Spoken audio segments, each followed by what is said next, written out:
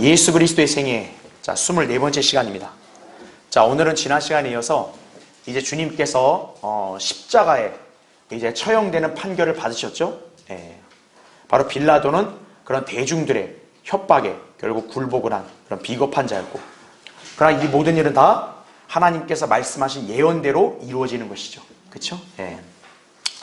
자, 이제 이 시간에는 우리가 그동안도 잘 익히 듣고 알고 있는 바로 주님의 십자가 사건, 이 당시의 상황에 대한 기록된 말씀들을 이제 살펴볼 텐데요. 자, 먼저 교환을 보시면, 자, 주홍색 겉옷을 입으시고 가시관을 쓰시며 골고다로 십자가를 지고 가신 예수님이다 이거죠. 사실 뭐 내용은 다 여러분이 알고 계시죠, 그렇죠? 자, 사복음서에는 이 내용이 다 언급되어 있죠.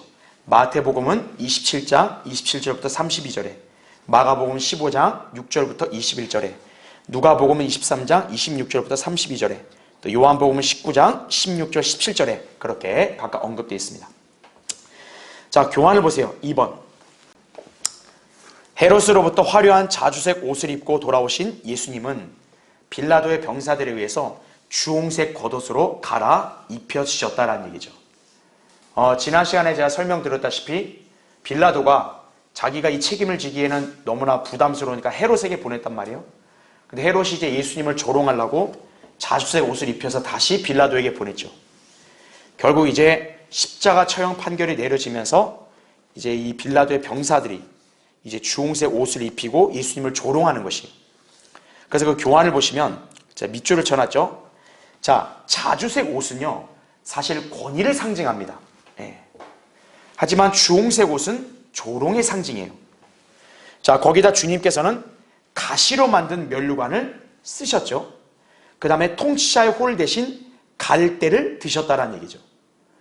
그러니까 이건 왜 그러냐면 예수님이 유대인의 왕이신데 이들은 바로 그 점을 조롱하려고 이렇게 예수님을 이렇게 꾸민 거죠. 자, 시편 22편 16절에 따르면 이방의 개들이 주님을 애워싼다 그랬습니다. 그러니까 성경의 개들이라 했을 때는 바로 이방인들을 가리키거든요. 그러니까 여기에 지금 로마의 병사들이 예수님을 둘러싸고 있는 거죠. 그러니까 성경의 예언 그대로 지금 이루어지는 거죠. 그리고 만왕의 왕을 조롱거리로 만들었다라는 얘기죠.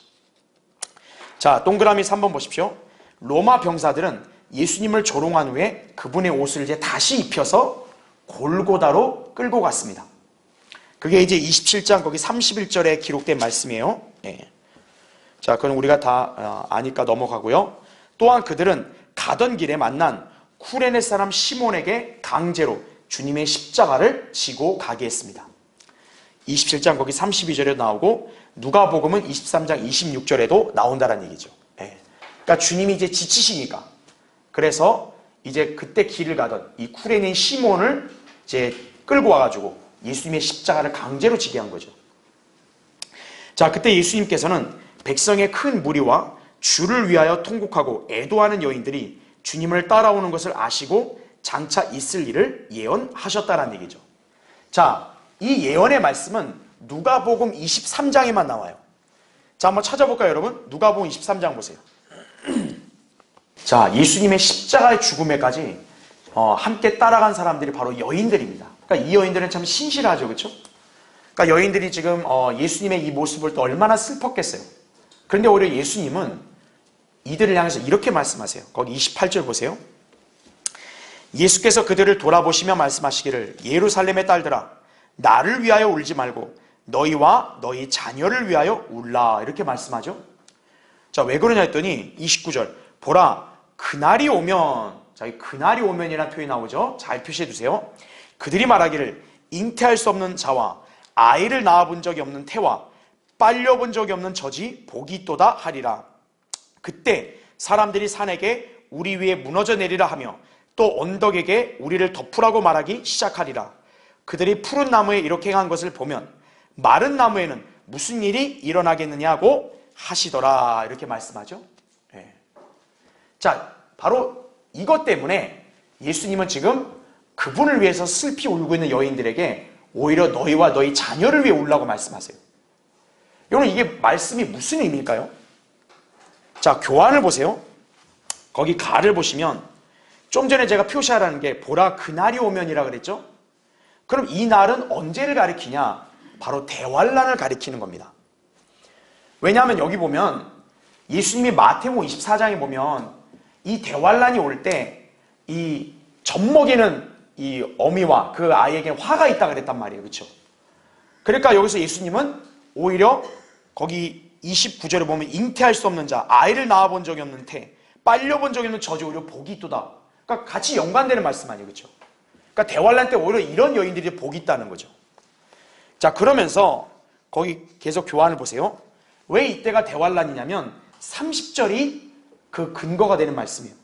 사람들이 산에게 우리 위에 무너져 내리라 하며 또 언덕에게 우리를 덮으라고 말하기 시작하리라. 자, 산이나 언덕이 무너진다고 나오죠. 자, 이 재앙이 바로 요한계시록에서 대환란 때 있을 재앙임을 말씀하고 있기 때문에 그런 거예요. 그게 요한계시록 6장 14절부터 17절 보면 산이 막 무너져 내리고 이런 말씀이 나온다는 얘기죠. 아, 그러니까 지금 여기 예수님이 그날이 오면이라 했을 때는 대환란을 가리키는구나. 우리가 이렇게 짐작할 수 있는 거예요. 자, 그럼 나를 보세요. 주님은 대환란을 예고하시면서 그들이 푸른 나무에 이렇게 행한 것을 보면 마른 나무에는 무슨 일이 일어나겠느냐라고 말씀하셨다는 얘기죠. 자, 지금 예수님은 두 개의 나무를 대조하고 있죠. 자, 지금 푸른 나무에도 이렇게 했다. 그러면 마른 나무는 어쩌겠느냐? 그럼 여러분이 어떻게 일단 감을 잡아야 돼요? 아, 푸른 나무가 앞에 시제고 마른 나무는 장차 일어날 어떤 일과 연관이 있구나. 그렇게 이해하시면 되겠죠. 자, 그래서 교환에 제가 설명해놨죠. 밑줄 친 거 보면 푸른 나무는 초림 때 메시아이신 예수님이 함께 계셨던 이스라엘 땅의 상태를 묘사한 것이다 이거죠. 일단 여러분이 느낌이 뭐예요? 푸른 나무는 좋은 상태 아니겠어요? 자, 이스라엘 땅에 있어서는 좋은 상태가 뭐겠어요? 당연히 자기들의 메시아와 함께 있는 때 아니겠어요? 그러니까 여기에 푸른 나무는 지금 그 이스라엘 땅에 이스라엘 백성들과 메시아가 함께 있는 바로 그 시기를 가리킨다라고 우리가 이해하면 되겠죠. 반면에 그럼 마른 나무는 뭐겠어요? 정반대 상황이겠죠. 즉 이제 예수님이 이스라엘과 함께 계시지 않는 상태가 되겠죠. 네. 자, 그러면 다를 보세요. 이 말씀의 진위는 거기 제가 교환에 설명해놨죠. 자, 메시아 왕이신 예수 그리스도께서 유대인들과 함께 계시는 동안에도 그들이 이렇게 행하거늘 이거죠. 그러니까 다시 말하면 푸른 나무에도 이렇게 했다. 이 말이 뭐겠어요? 지금 그들은 좋은 상태에 있는 거 아니에요. 예수님이 그들과 함께 있는데. 근데 정작 그들은 예수님을 어떻게 했어요? 거부하고 십자가의 죽음에 넘겨줬죠. 바로 그런 상황을 얘기하는 거예요. 자, 그렇다면 하물며 그분이 함께 계시지 않는 가운데 적그리스도가 세상을 휩쓸고 있는 동안에는 얼마나 더 끔찍한 일들이 자행되겠느냐라는 것이었다는 얘기죠. 그러니까 푸른 나무는 초림 때를 얘기한다면 마른 나무는 그들이 메시아를 거부한 이유인 교회 시대부터 언제요? 대환란 때까지 가리키는 거겠죠. 특히 대환란 때는 어떻게 했어요? 그들의 고통이 절정에 달하겠죠. 그래서 라를 보세요. 다시 말해, 자, 밑줄 친 거 보면 이스라엘은 자기들의 메시아를 십자가의 죽음에 넘겨줌으로써 푸른 나무에서 바로 뭐로 전락했어요? 마른 나무로 전락했다는 거죠. 예. 그러니까 죽은 나무와 똑같은 거예요. 예. 그뒤 이스라엘은 교회 시대 2000년 동안 마른 나무의 상태로 있는데, 자, 그 상태로 이제 어디에 들어가는 거예요? 대환란에 들어가는 거죠. 그럼 대환란은 누가 있는 거예요? 적그리스도가 있는 거죠. 그럼 적그리스도가 그들을 가만 놔두겠어요? 그들은 극심한 고난을 당하게 될 것이다라는 얘기죠. 바로 이제 앞으로 이스라엘에게 닥칠 그 끔찍한 고난을 예수님이 미리 예고하시는 거예요. 그렇기 때문에 지금 너희들은 나의 죽음에 슬퍼할 겨를이 없다는 거죠. 이제 앞으로 너희들에게 닥칠 그 끔찍한 고통을 생각하면서 너희들은 그걸로 인해 슬퍼해야 된다. 지금 이 말씀하시는 거예요. 자, 말을 보세요. 자, 그렇지만 우리가 염두에 둬야 할 게 뭡니까? 이스라엘은 영영 마른 나무의 상태에 있는 게 아니죠. 대환란은 어디까지나 그들이 징계를 받는 성격인 거고, 결국 어떻습니까? 재림 때는 이스라엘이 회복이 되겠죠. 자, 그 점에 대해서는 구약에서도 어떤 예언이 되어 있냐? 마른 나무가 무성한 나무처럼 변하게 될 것이라고 또 예언을 했어요. 자, 제가 교환에다 거기 기재해놨죠? 에스겔 17장 24절에는 어떤 말씀이냐? 들의 모든 나무들은 나 주가 높은 나무를 낮게 낮췄고 낮은 나무를 높였으며, 그 다음 잘 보세요. 푸른 나무를 어떻게 했다 그랬어요? 마르게 했고. 아까 예수님도 푸른 나무와 마른 나무 얘기했단 말이에요. 그렇죠? 그러니까 이스라엘이 푸른 나무에서 마르게 됐죠. 근데 그 뒤에 뭐라고 나와요? 마른 나무를 또 어떻게 했다고요? 무성케 한 줄 알리라. 그러니까 이스라엘이 대환란에 들어가지만 결국 회복은 돼서 다시 무성해질 거다라는 얘기죠. 예. 왜냐하면 예수 그리스도가 재림하셔서 이제 그들과 함께 계시니까요. 그렇죠? 좋았던 상태로 다시 이제 돌아가게 될 것이다 이거죠. 자, 그러한 예언을 여기서 우리가 엿볼 수 있다. 그렇게 이해하시면 돼요. 자, 그다음 밑에 괄호 41번 보십시오. 자, 이제 예수님이 십자가에 마침내 못 박히셨죠. 그렇죠? 그리고 한 강도가 회개하는 일이 벌어집니다. 자, 마태복음에서는 27장 33절부터 44절에 그 내용이 나오고, 마가복음은 15장 22절부터 32절에 그 내용이 나오고, 누가복음 23장 33절부터 43절에 그 내용이 나오고, 요한복음 19장 18절부터 29절에 내용이 나옵니다. 그렇지만 강도가 회개하는 일에 대해서는 어디에만 나와요? 누가복음에만 나와요. 예. 그러니까 다른 복음서에서는 강도가 회개한 내용까지는 안 나와요. 그런데 누가복음은 그것이 이게 언급되어 있다. 그렇게 이해하시면 돼요. 자, 그래서 여러분 거기 누가복음 23장 펴져 있으면은 33절 보세요. 먼저 32절에 그때 다른 두 행악자도 사형에 처하려고 주와 함께 끌고 가더라. 그들이 갈보리라는 곳에 와서 거기서 주를 십자가에 못 박고 그 행악자들도 하나는 오른편에 하나는 왼편에 못 박더라. 이렇게 말씀을 하고 있죠. 그렇죠? 자, 예수님이 십자가에 못 박히시자마자 바로 하신 말씀이 뭐냐? 거기 34절 보면 그때 예수께서 말씀하시기를 아버지시여 저들을 어떻게 해달라고요? 용서해 주옵소서. 그들은 자기들이 하는 것을 알지 못하나이다라고 하시더라. 그리고 그들은 주의 옷을 나누어 제비를 뽑더라. 이렇게 나오죠. 예. 그러니까 예수님은 진짜 이들이 악랄하게 그분을 십자가의 죽음에 넘겨주고 그분을 못 박았어도 주님은 먼저 그들을 용서해달라고 그렇게 기도하시는 거죠. 예. 그래서 바로 하나님은 이 기도를 응답하셨기 때문에 이스라엘에게 두 번째 기회를 주시는 거예요. 그게 바로 사도행전 1장부터 7장까지의 상황이다라는 얘기죠. 우리가 알다시피 십자가 사건 이후는 신약이란 말이에요. 경륜이 완전히 바뀌어야 되는데 아직 이스라엘의 왕국의 경륜이 완전히 끝난 거는 아니라는 거죠. 바로 예수님이 이 기도를 했기 때문에 한 번 더 기회를 주신 거다. 그래서 사도행전 앞부분도 역시 어때요? 유대인들이 정말로 회개하면 주의 날의 예언이 바로 이루어질 수가 있었다는 점을 우리가 유념해야 된다는 얘기죠.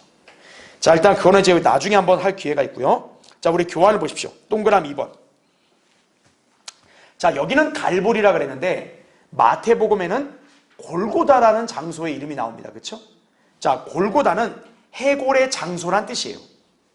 그래서 거기 계속 보시면 병사들은 쓸개즙을 탄 식초를 주님께 주어 마시게 하려 했습니다. 근데 주님께서는 맛을 보신 후에 마시려 하지 않았습니다. 그게 마태복음 27장 33, 34절에 나와요. 자, 왜 그러냐면 이제 다음 페이지 볼게요. 자, 일단은 우리가 알아야 될 게 뭐냐면 왜 주님이 십자가에 못 박히자마자 쓸개즙을 줬냐 이거예요. 그리고 또 왜 식초를 나중에 주냐 이거죠. 바로 이거는 구약에 예언되어 있는 말씀의 성취예요. 어디에 예언되어 있냐? 시편 69편 21절에 나온 예언이에요. 그래서 그 교환을 보시면 그들이 또 쓸개즙을 나의 음식물로 내게 주었으며 내 갈증에 나로 자 뭐를 마시도록 주었대요? 식초를 마시도록 주었나이다. 이렇게 나옵니다. 자, 그런가 하면 마가복음 15장 23절에서는 그것을 뭐라고 표현하냐? 몰약을 탄 포도주로 설명을 합니다. 그러니까 주님은 어떤 거예요? 왕으로서 죽음 순간에도 이걸 마시기를 거절하시다는 점을 여러분 그렇게 이해하셔야 되는 거예요. 자, 한번 잠깐 여기 볼게요. 자, 십자가상에서 지금 병사들이 예수님한테 먼저 뭐를 줍니까?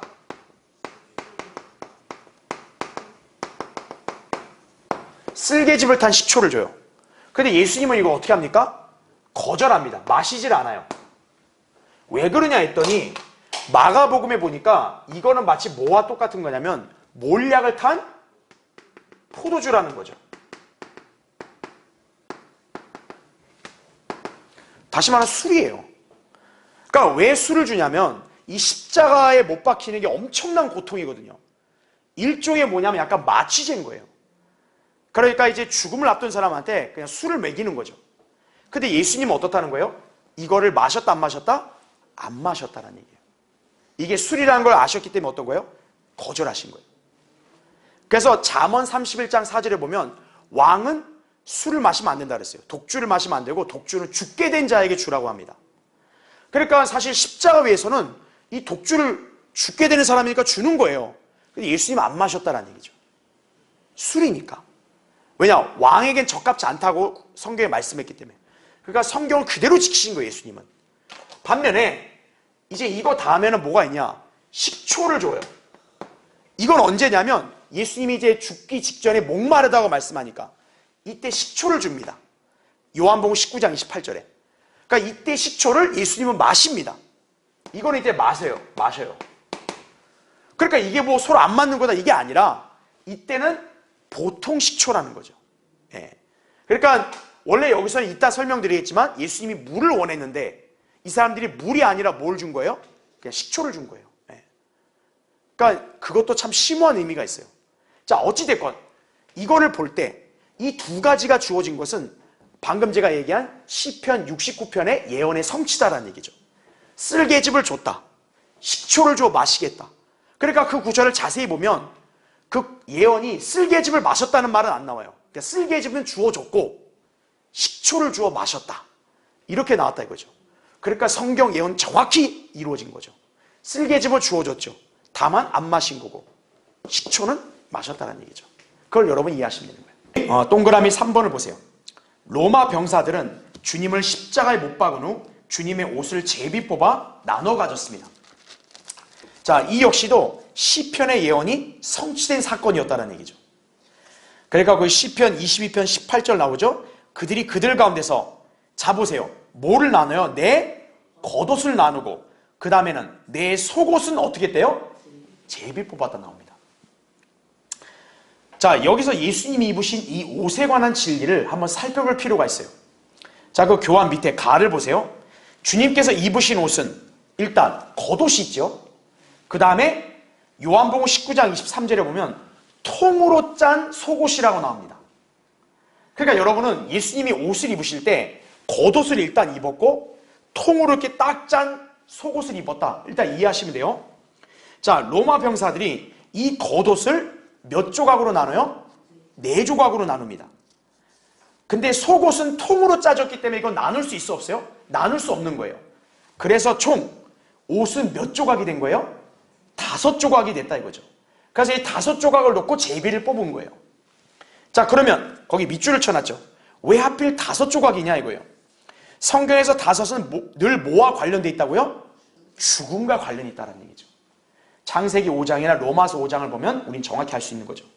그들은 주님을 십자가에서 양손과 양발 4곳에 못을 박았죠. 거기다가 주님은 머리에 뭘 쓰셨어요? 가시관을 쓰셨죠.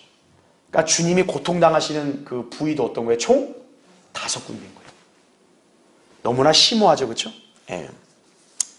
그 다음에 밑에 자, 이게 더 심오해요. 자, 예수님께서 입으신 속옷은 마치 무슨 모양이라 그래요? 판초와 같은 모양이다. 형제님들 군대 갔다 오신 분들은 판초이라 해가지고 이게 머리만 놓는 거 있잖아요. 그 옷, 그렇죠? 자, 그런 모양의 옷이에요. 그런데 성경에서는 이 옷을 어디에 묘사하고 있냐? 우주의 모양으로 묘사하고 있습니다. 즉, 여기 판초이를 보면 어때요? 머리가 들어가잖아요. 그러니까 그 옷의 모양을 보면 머리 들어가는 구멍만 있고 옷이 이렇게 쭉 펴져 있는 거죠. 바로 그게 뭐냐면 머리이신 예수 그리스도를 통해서만 셋째 하늘로 갈 수 있는 우주의 모양을 나타낸 것이다라는 얘기죠. 그러니까 예수님이 나는 길이요 진리요 생명이라 나로 말미암 자고는 아버지께로 갈 사람 없다 그랬잖아요. 예수님만이 유일한 하늘로 가는 문이잖아요. 그게 마치 뭐냐면 머리만 이렇게 뚫려 있는 통옷 모양과 똑같다는 거죠. 우주가. 오직 거기로만 갈 수 있는 거죠. 자, 성경은 우주를 또 옷에 비유하여 설명하고 있다는 얘기죠. 자, 그래서 거기 교환에 기재해놨죠. 히브리서 1장 거기 10절부터 12절 보면 거기 잘 보세요. 주여 주께서 태초에 땅에 기초를 놓으셨고 하늘들도 주의 손으로 만드신 작품이니이다. 자, 그것들은 어떻게 된대요? 멸망할 터이나. 이제 앞으로 우주 어때요? 멸망하죠. 하지만 주께서는 영존하시오니 그것들은 모두 자, 모처럼 낡아진대요? 겉옷처럼 낡아지리다. 자, 주께서 그것들을 자, 이 중요한 표현 나와요. 어떻게 하신대요? 옷처럼 말아버리신다. 그죠? 여러분, 옷을 말아버릴 수 있다는 얘기는 우리 속옷 판초이 어때요? 그거는 말 그대로 마를 수밖에 없는 구조잖아요. 그렇죠? 그러니까 예수님의 그 속옷은 마치 뭐와 똑같다는 거예요?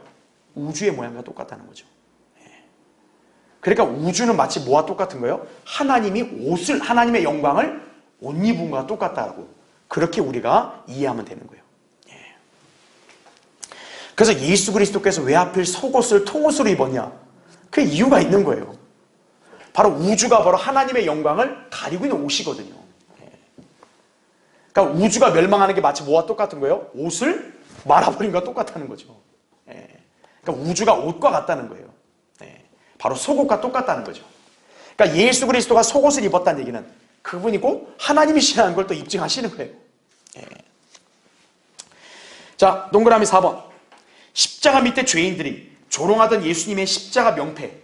자, 세 개 언어로 기록되어 있습니다. 거기 누가복음 23장 38절에는 그 세 개 언어가 뭐라고 나와요? 헬라어, 라틴어, 히브리어다라는 거죠. 바로 이 사람은 유대인의 왕이라 이렇게 쓴 명패가 있다라고 기록되어 있죠. 자, 하나님께서는 이 세 언어를 통해서 예수 그리스도에 관해서 온 세상이 알도록 의도하신 것이다라는 점을 알아야 돼요. 왜 하필 세 개 언어냐? 바로 이 세 개 언어가 온 세상의 모든 인종들에게 이 메시지가 알아들을 수 있게 선포될 수 있거든요. 자, 거기 가를 보세요. 히브리어 쓴 이유. 자, 히브리어는 일단 유대인이잖아요. 그렇죠? 왜 그럴까요? 명백하게 유대인에 대한 모멸을 담고 있었다는 얘기죠. 유대인들이 자기들의 메시아를 죽였으니까. 그렇죠? 자, 헬라어는 뭘까요? 당시 세계 만방이라 할 수 있는 유럽의 모든 나라를 향한 것이었다 이거죠. 당시 로마가 이렇게 통치하고 있는 그 제국 아래서 일반 사람들에게 쓰여진 공용어는 헬라어였습니다. 그러니까 헬라어로 선포됐다는 얘기 뭐겠어요? 그 유럽에 사는 모든 나라 사람들이 다 그 명패에 쓴 내용을 다 이해할 수 있는 거죠. 자, 그 다음에 라틴어는 북아프리카의 누구요? 흑인들을 향한 것이었다 이거죠. 라틴어의 기원이 원래 북아프리카입니다. 자, 그래서 거기 나를 보세요.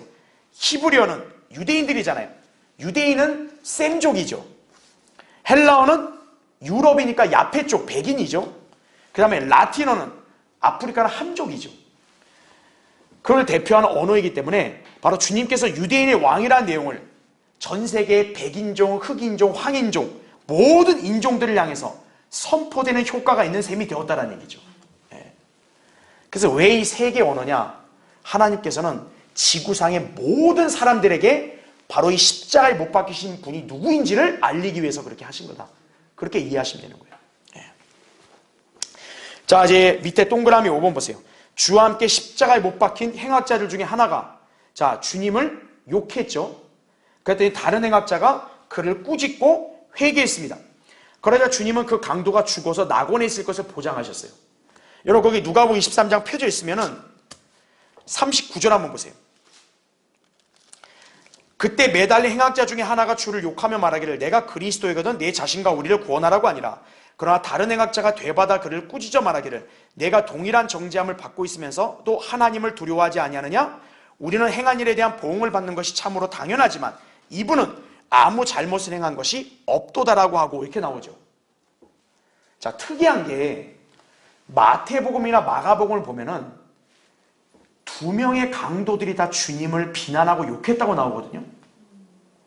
근데 지금 누가복음을 보면 둘이 다 욕한 게 아니라 한 사람은 오히려 그를 꾸짖고 오히려 예수님을 갖다가 이제 고백을 하잖아요. 주님으로. 그럼 이게 어떻게 된 거냐? 바로 이걸 여러분 어떻게 이해하시면 되냐면 처음엔 어떤 거예요? 둘 다 욕을 한 거예요. 주님을 향해서. 그런데 방금 여기 명패가 있었잖아요. 이 명패는 모든 사람들이 다 읽고 이해할 수 있는 거잖아요. 이 사람은 유대인의 왕 예수다. 바로 이 명패에 쓴 글자 이거를 보고 이제 어떤 거예요? 이 행악자 하나가 뉘우친 거죠. 아, 내가 욕해야 될 분이 아니구나. 이분은 우리의 메시아구나. 하나님의 아들이시구나. 이 사람이 이제 이거의 가책을 받은 거죠. 바로 여기서 회심이 일어났다. 그렇게 이해하시면 되는 거예요. 그러니까 명패에 글자가 올려지기 전과 후라고 이렇게 보면 되는 거죠. 전에는 둘 다 욕했는데 그 명패에 쓴 글자를 보고 양심의 가책을 받은 이 강도는 회개한 거고, 나머지 강도는 아예 그 가책도 안 받은 거죠. 네. 자, 그래서 거기 42절 보세요. 아주 중요한 말씀이 있어요. 예수께 말씀드리기를, 자, 이 사람이 예수님 뭐라고 불러요? 주여라고 부릅니다. 자, 개역 성경에는, 변개된 성경은 예수라고 나와요. 예수요 이렇게 말해요. 이거는 예수 그리스도의 신성을 격화시킨 거죠. 지금 이 사람은 단순히 예수라고 부르는 게 아니라 이분을 주라고 부르는 거예요. 하나님의 아들이라고 부르는 거예요. 네. 바로 이게 신약적인 구원의 진리죠. 신약적인 구원은 뭡니까? 예수를 주라고 고백을 해야죠. 그래야 그게 구원을 받는 거라고 로마서 10장 9절 13절에 나오는 거 아니겠어요? 예. 그러니까 개역성경은 심각한 변개예요, 이게. 자, 그럼 이 사람이 그럼 우리처럼 지금 십자가의 피를 믿은 게 아니에요. 아직 십자가 죽음 이전이잖아요. 그리고 이 사람은 유대인이잖아요. 그러니까 이 사람의 고백은 뭡니까? 주의 왕국 임하실 때 나를 기억하소서, 이거죠. 바로 뭐냐면 이게 아직까지는 십자가의 그런 언약이 시작된 게 아니란 말이에요. 주님이 죽기 직전이니까. 그러니까 이 사람이 할 수 있는 고백은 뭐냐면 예수님을 메시아로 받아들이는 거죠. 그래서 결국 예수님은 오늘 내가 나와 함께 낙원에 있으리라 그렇게 보장하셨죠. 바로 구원받은 거죠. 즉시로. 그러니까 이 강도에게서는 진짜 자기 인생에 아주 극적으로 구원을 받은 거죠. 평생 흉악범으로 살다가. 이것도 하나님의 자비와 은혜라는 거예요.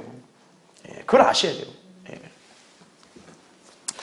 자, 밑에 동그라미 6번 보십시오. 주님께서는 오전 6시에서 6시 30분 사이에 빌라도 앞에서 마지막 재판을 받으셨다 이거죠. 빌라도의 군사들의 마지막 조롱이 아침 7시쯤에 있었고요. 7시 반에서 8시 사이에 주님은 갈보리로 끌려가셨다는 얘기죠. 그리고 주님께서 못 박히신 시각이 언제라고요? 오전 9시. 왜냐하면 마가복음 15장에서는 제3시라고 기록되어 있거든요. 그러니까 그게 아침이기 때문에 바로 9시를 가리키는 거예요. 우리 시간으로. 그러니까 제가 얘기했잖아요. 예수님이 겟세마네에서 붙잡히시고 나서 십자가에 죽기까지요. 그 시간이 오래 안 걸린 거예요. 아주 신속하게 이 자들이 불법 재판으로. 그러니까 예수님 바로 그냥 십자가 처형에 내어준 거예요, 그냥.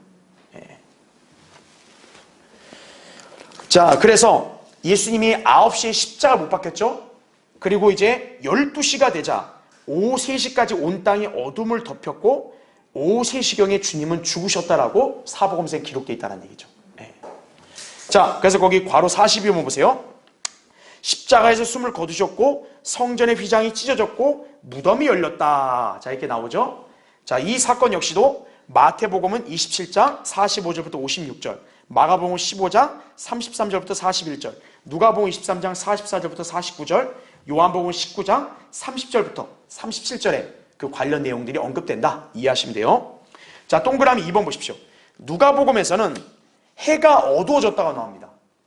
근데 여러분이 이 광경을 과학적으로 이해할 수 있겠어요? 이거는 초자연적인 현상이에요. 왜냐하면 제6시인데 어둠이 땅을 덮었다고 그래요. 그러니까 제6시라면 12시 정오거든요. 여러분, 정오는 한낮 아니에요. 한낮. 해가 중천에 있어야 될 시기 아니에요. 근데 오히려 어떻다는 거예요? 해가 완전히 없어 있고 어둠이 땅을 덮었다고 나오죠. 왜 그랬을까요? 자, 예수님은 유월절 어린 양이죠. 원래 유월절 어린 양은 저녁 때 잡아 먹혀져야 됩니다.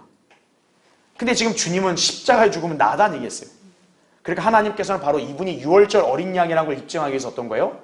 비록 시각은 낮이었어도 어두움으로 온 땅을 덮어서 깜깜하게 만드시는 거죠. 바로 이 깜깜할 때 어린 양이 죽는 거 아니에요. 바로 예수 그리스도가 어린 양으로서 죽으시는 거라는 점을 우리에게 알려주시는 거라는 얘기죠. 그렇게 이해하시면 됩니다. 자, 밑에 동그라미 3번. 자, 마태복음 27장 46절에는 예수님의 절규가 나옵니다. 엘리 엘리 라마 사박타니 하시니 이는 나의 하나님 어찌하여 나를 버리셨나이까? 라는 말씀이에요. 자, 이 말씀 역시도 시편의 예언이 성취되는 순간이다 이거죠. 시편 22편 1절에도 나의 하나님 어찌하여 나를 버리셨나이까? 이 울부짖음이 정확하게 나와요. 그러니까 예수님은 모든 걸 성경대로 정확히 이루시는 거예요, 지금. 자, 그 다음 페이지 보십시오. 자, 이것은 예수님께서 십자가 위에서 지금 사탄과 벌이시는 영적 전쟁이 매우 치열하고 힘든 상황임을 보여준다는 점이죠. 자, 여러분은 영적 안목을 갖고 이 당시의 상황을 잘 이렇게 볼 수 있어야 돼요. 지금 표면적으로만 보면 예수님이 십자가에 못 박히고 그 밑에 그냥 유대인과 병사들만 있는 걸로 우리가 생각하잖아요. 근데 그게 아닙니다. 영적인 안목을 보면은 바로 지금 예수님을 대적해서 악한 영적 세력들이 둘러싸고 있고 치열한 싸움을 벌이고 있다는 점을 아셔야 돼요. 자, 이 자들이 뭐라고 예수님을 조롱했어요? 네가 그리스도면 내려와 보라 이거죠. 여러분, 그게 단순히 그 사람들 말 같으세요? 그 사람들의 입술을 통해 누가 말하고 있는 거예요? 마귀가 말하는 거예요. 그러니까 주님은 십자가 위에서 처절한 영적 전쟁, 사투를 벌이고 계신 거라는 걸 아셔야 돼요. 자, 가를 보십시오. 예수님의 이 외침, 하나님으로서가 아니죠. 바로 인간으로서 외치신 부르짖음이었다 이거죠. 인성을 소유하신 완전한 인간으로서 죄인 위에 부어지는 하나님의 진노에 대한 두려움에 완전히 휩싸여 지옥에 떨어질 죄인들의 부르짖음으로 절규하신 것이다 이거죠. 그러니까 단순히 나의 하나님 어찌하여 나를 버리셨나이까, 이게 그냥 예수님이 어떤 신세한탄이 아니라 바로 지금 예수님은 어떤 상황이냐, 지옥에 가야 할 죄인들을 대신하는 입장이에요. 그러니까 지옥에 떨어지는 구원받지 않은 죄인들은 뭡니까? 하나님 앞에서 버림받은 자들인 거죠. 그러니까 그 자들의 입에서는 사실 이런 절규가 나와야 되는 거예요. 그러니까 예수님이 그거를 부르짖었다는 얘기는 그분이 바로 지옥에 갈 죄인들을 지금 대신하고 있는 거다. 동시에 뭡니까? 마귀는 끊임없이 성경의 예언이 폐기되도록 그렇게 예수님이 십자가 죽음을 포기하도록 만드는 거죠. 예. 그래서 거기 지금 밑줄 친 거는 제가 여러분에게 설명을 드렸죠. 사실은 이거는 구원받지 않았을 때 우리가 부르짖어야 될 부르짖음이에요. 그걸 주님이 대신하는 거죠. 그래서 대속의 한 측면이 된다. 그 점을 여러분이 이해하시면 됩니다. 자, 동그라미 4번. 자, 주님께서는 이제 고개를 떨구시고 요한복음 19장 28절에는 목마르다라고 하셨습니다. 자, 여러분 여기서 잘 유념해야 될 것은 이건 단순한 과다출혈에 대한 갈증이 아니에요. 주님은 모든 일이 이루어진 것을 아셨고 또 시편 69편 21절에 예언된 성경 말씀을 이루시려고 그렇게 말씀하신 것이다 이거죠. 자, 아까까지는 지금 쓸개즙만 줬는데 주님이 거부했잖아요. 자, 식초를 마셔야 되겠죠. 그러니까 일단 주님은 목마르다. 일단 그 표현을 하신 거예요. 그래서 식초를 마시도록 주어졌다는 예언대로 그분에게 식초가 주어졌죠. 그 식초를 받으신 주님께서는 이제 요한복음 19장 30절에 다 이루었다 그렇게 선언하시고 숨을 거두신 거란 얘기죠. 그러니까 구약에서 십자가 위에서 예수님에게 일어날 일들이 있잖아요. 그걸 다 이루셨다는 얘기죠. 다 이루었다 이거죠. 네. 성경의 예언이 얼마나 오묘한지를 알아야 되는 거예요. 네. 자, 동그라미 5번 보십시오. 자, 너무나 위대한 외침이죠. 예수님께서 다 이루었다. 요한복음 19장 30절에 그 선언하신 말씀 하신 후에 숨을 거두셨죠. 자, 예수 그리스도께서는 하나님의 뜻을 이루시기 위해서 이 땅에 오셨죠. 그 모든 일이 이루어진 것을 십자가에 달리신 채 이제 확인하신 거죠. 예언에 딱딱딱 이렇게 된 걸 본인이 다 이루셨기 때문에 이제는 다 이루었다. 그렇게 하시면서 이제 장렬하게 숨을 거두시는 거죠. 자, 남김없이 다 이루신 거죠. 자, 밑에 가를 보십시오. 자, 주님께서 지상생의 모든 사역을 다 마치셨죠. 그리고 구원이 완성되어 비로소 새 언약이 시작된 것이죠. 히브리서 9장 15절부터 17절에 주님이 죽지 않으면 새 언약이 발효가 안 되는 거예요. 그렇죠? 죽으셔야 된다 이거죠. 구약의 희생제사는 이제 완전히 끝났죠. 히브리서 10장 9절에 따라 더 이상의 속죄제는 남아있지 않다 이거죠. 주님은 영원한 구속을 이루신 것이다 이거죠. 그 다음에 나를 보십시오. 그래서 그 일환으로 바로 어떤 일이 벌어졌어요? 성전의 휘장이 위에서 아래로 찢어졌다 이거죠. 자, 이제 이 부분은 여러분 마태복음 27장 한번 펴주세요. 50절부터 51절 볼게요. 예수께서 다시 큰 음성으로 소리 지르신 후 숨을 거두시더라. 이렇게 나오죠. 자, 숨을 거두시자마자 51절. 그런데 보라, 성전의 휘장이 자 어떻게 찢어졌대요? 위에서 아래까지 둘러 찢어졌다 이거죠. 이 성전의 휘장은 굉장히 두껍습니다. 근데 만약 이게 인위적으로 찢은 거라면 사실 아래에서 위로 찢어져야 되죠. 근데 지금 어떻게 된 거예요? 위에서 아래로 찢은 거예요. 그럼 이거는 인간이 찢은 게 아니라 하나님이 찢으신 거다 이거죠. 그래서 교환을 보세요. 이거 굉장히 중요한 일인데 거기 나의 밑줄 친 거 보시면 두 번째 줄에 이전에 대제사장만 1년에 한 번 피를 가지고 그 안으로 들어가 지성소에 계신 하나님께 이를 수 있었다 이거죠. 구약에서는. 그러니까 휘장이 쳐 있다는 얘기 왜 그래요? 그 휘장 뒤에 지성소는 아무나 못 들어간다 이거죠. 오직 대제사장만이 그것도 1년에 한 번 들어가는 거예요. 그게 구약이었다 이거죠. 그런데 이제 그게 찢어졌다는 얘기는 이제 오픈된 거 아니에요. 오픈됐으면 누구나 다 나아갈 수 있게 된 거라는 얘기죠. 네. 그게 구약과 신약의 결정적 차이인 거죠. 네. 그러니까 이제 새 언약이 이제 효력이 발생이 되었다는 점을 이제 여기서도 보여주는 거예요. 그래서 다를 보십시오. 자, 성막에서 휘장은 뭐를 상징한다고 나와요? 예수 그리스도의 몸을 상징한다 이거죠. 그 휘장이 찢어졌다는 것은 예수 그리스도의 몸이 찢겼다는 것과 정확히 일치한다는 얘기죠. 그러니까 주님이 십자가에서 죽으신 거 결국 그분의 살이 찢긴 거 아니에요. 그러니까 그거는 마치 뭐냐면 휘장이 찢어진 것과 똑같다. 성경은 그렇게 상징적으로 보여주는 거예요. 자, 지성소에 계신 하나님께로 가는 길이 누구에게나 이제 활짝 열린 것이다 이거죠. 다만 오직 어떤 사람만 이제 하나님께 갈 수 있는 거예요? 예수 그리스도의 피로 죄사함 받았음을 믿은 구원받은 성도만이 갈 수 있는 거죠. 그래서 거기 히브리서 10장 19절 20절 나오죠. 그러므로 형제들아 우리가 예수의 뭐로 인하여? 피로 인하여 담대하게 지성소에 들어가나니 그가 우리를 위해 바치신 새롭고 살아있는 길로 휘장 곧 그의 육체를 통하여 들어가느니라 이렇게 말씀하죠. 예. 그러니까 휘장이 바로 그분의 육체를 상징한다고 말씀하는 거죠. 찢어져서 이제 지성소가 바로 보이니까 하나님께 갈 수 있다는 얘기죠. 예수 그리스도의 피를 의지하여 구원받은 사람은 갈 수 있다는 거죠. 근데 그게 아니면 어떤 거예요? 아무리 찢어졌어도 못 간다 이거죠. 예. 자, 그 다음에 동그라미 6번. 예수 그리스도께서 부활하셨을 때 자, 이전에 잠들었던 많은 구약 성도들도 어때요? 함께 부활했음을 기록하고 있어요. 여러분 거기 27장 52절 한번 보세요. 자, 무덤들이 열리며 이런 말이 나오죠. 그 다음에 잠들었던 누구요? 많은 성도들의 몸이 일어났으며 이렇게 나옵니다. 여러분 이건 어떤 상징이 아닙니다. 영적인 게 아니에요. 무덤들이 열렸다. 무덤이 뭡니까? 죽은 사람의 시체가 있는 곳 아니에요. 근데 무덤들이 열리고 몸이 일어났다는 얘기는 여기 몸이라고 분명히 표현하고 있기 때문에 결국 이 성도들의 몸이 부활했다라는 점이에요. 그래서 53절 보세요. 주께서 부활하신 후에 무덤에서 나와 거룩한 도성으로 들어가 많은 사람들에게 나타나더라 이렇게 말씀하고 있죠. 예. 자, 그래서 여러분 거기 교환을 보십시오. 동그라미 6번 밑에 가를 보세요.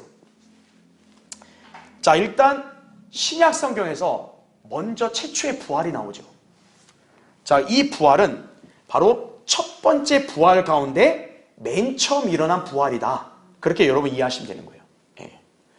그래서 이 부활은 구약 성도들의 부활 이걸 가리키죠. 왜냐하면 아직 이때는 신약 그리스도 있는 게 아니잖아요. 그러니까 여기에 잠들었다는 것은 성경의 잠은 죽음이잖아요. 그러니까 잠들었던 성도들이 일어났다. 이 성도들이라면 구약 성도들을 가리키는 거겠죠. 그러니까 예수님이 부활할 때 예수님이 혼자만 부활한 게 아니라 바로 누구도 함께 부활한 거예요? 잠들어 있던 구약 성도들도 부활했다는 점을 여러분이 잘 아셔야 돼요. 예. 이게 첫 번째 부활에서 첫 번째 순서예요. 예. 그 다음에는 어떤 부활이 있습니까? 신약 성도들의 부활이 있겠죠. 바로 우리 그리스도인들이 장차 부활한다는 얘기죠. 그게 데살로니가전서 4장하고 고린도서 15장 50절부터 53절에 나온다는 얘기죠. 그 다음에는 무슨 부활이 있어요? 환난 성도들의 부활이 있는 거죠. 마태복음 24장하고 계시록 11장. 그래서 첫 번째 부활에 대해서 바울이 추수의 예를 들었잖아요. 그리스도가 뭐라 그래요? 첫 열매들. 그 다음에 그리스도께서 오시는 거, 바로 공중재림에서 휴거되는 게 수확. 그 다음에 이삭 죽기가 이제 마지막 환난 성도들이 되는 거죠.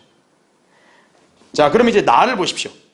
자, 예수님의 부활 때 함께 부활한 구약 성도들은 단지 많은 수가 부활한 것일 뿐 구약 성도들 전체가 일어난 것은 아니다라는 점 아셔야 돼요.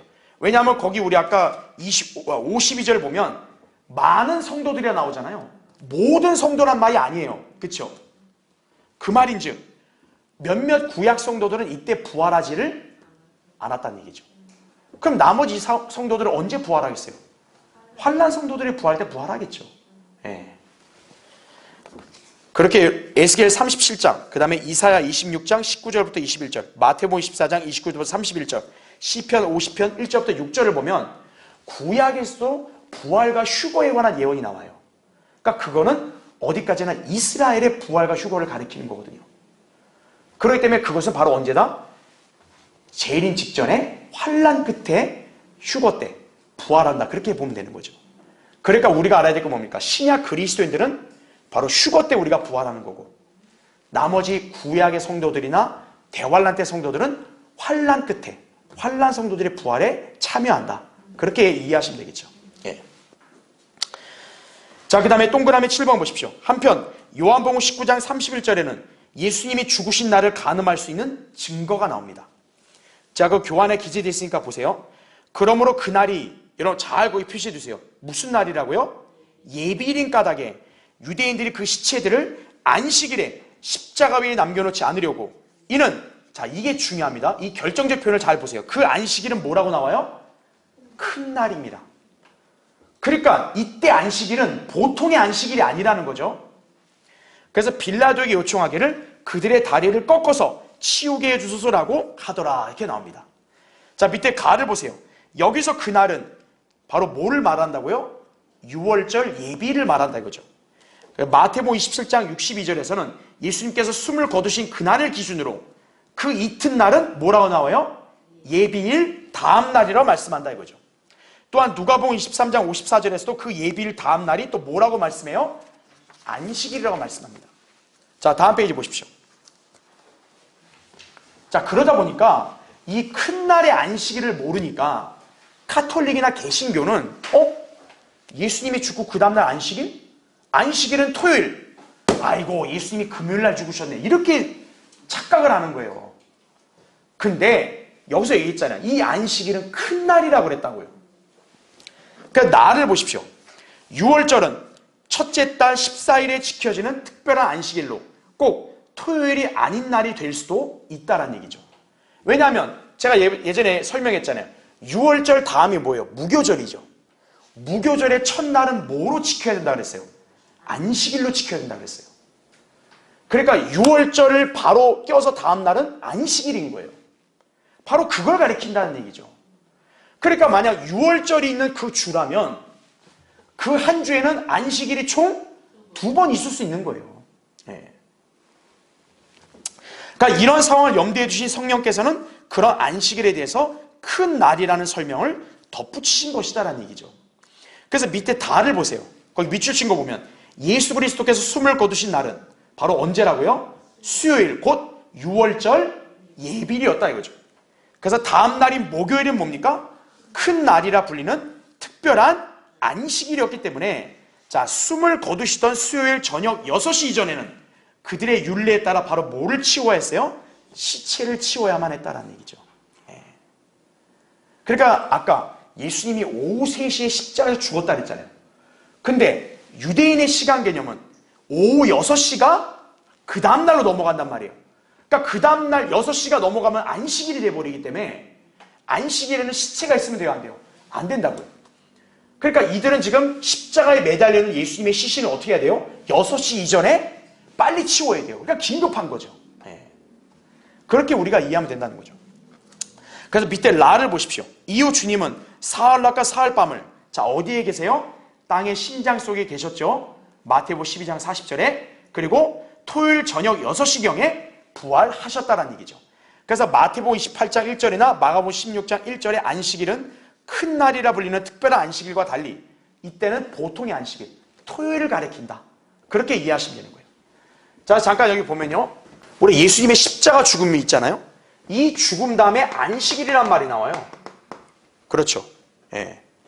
그러니까 이거를 토요일날 얘기하니까 금, 토, 일, 3일 부활이다. 이렇게 얘기하는데 정확히 성경의 예언에 따르면 예수님은 사흘 낮과 사흘 밤, 3일을 꽉 채워야 돼요.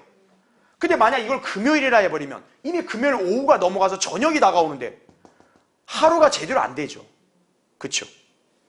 그러니까 금요일에 돌아가셨다 그러면은 3일 낮과 밤이 성취가 될 수 없다라는 얘기죠. 그럼 이거 십자가 죽음은 어느 요일이라 해야 맞아요? 수요일이라 해야 맞다는 거죠. 왜냐하면 수요일이 바로 6월절 예비일이다 이거죠. 왜 그러냐면 6월절을 지킨다는 얘기는 6월절 양을 먹어야 돼요. 6월절 양을 먹는 거는 아침에 먹는다 해서 저녁에 먹는다 했어요. 저녁에 먹는다고요. 그러면 이 수요일은 뭡니까? 저녁 한 6시 이때 기준으로 이제 밤이 되니까 양을 먹는데 문제는 저녁 6시가 되면 유대인의 개념으로는 그 다음날로 넘어간단 말이에요. 결국 뭐가 되는 거예요? 목요일이 된다는 얘기죠. 예. 그래서 그 다음날 금요일이고 그 다음날 토요일이다 이거죠. 그래서 이때도 역시 저녁과 아침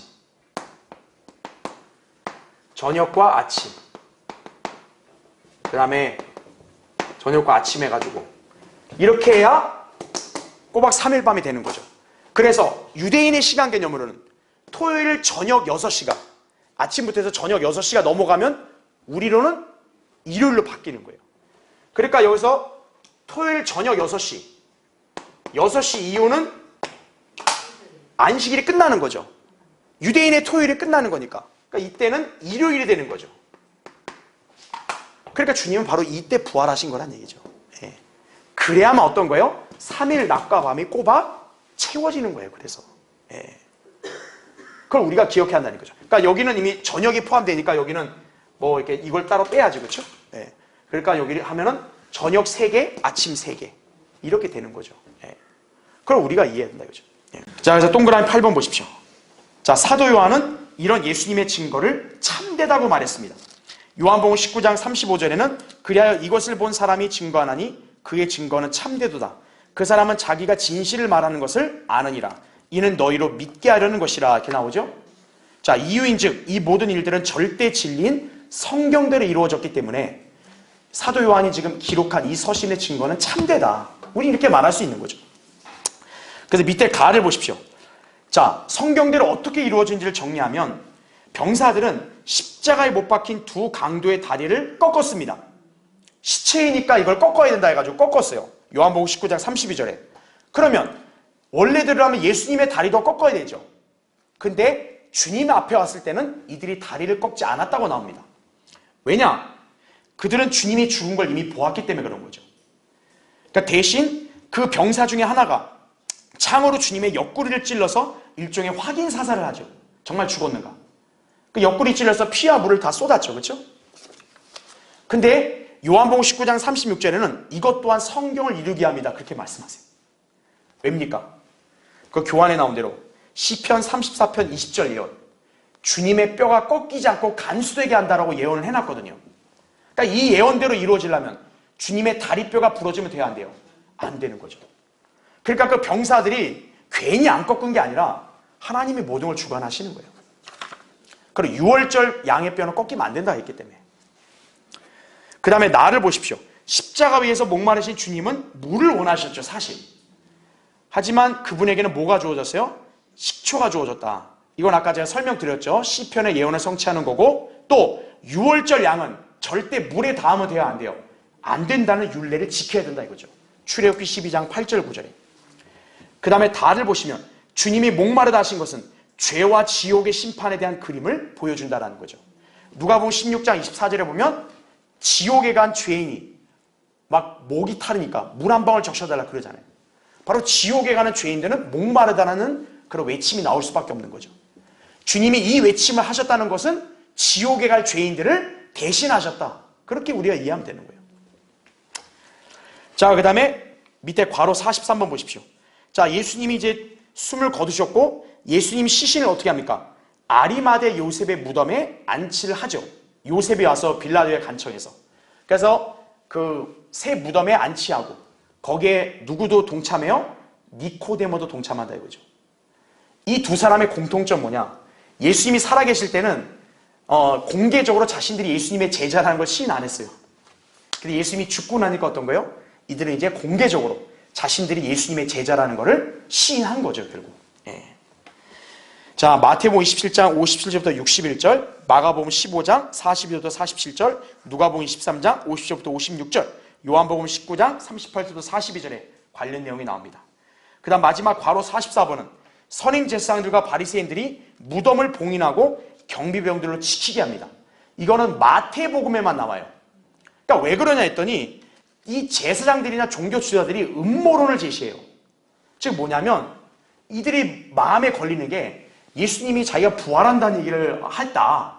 그러니까 이 제자들이 그걸 갖다가 이용해가지고 거짓으로 꾸며대려고 예수님의 시체를 가져갈 수 있으니 이렇게 병사들로 하여금 지키게 해달라고 빌라도의 간청에서 그렇게 하죠.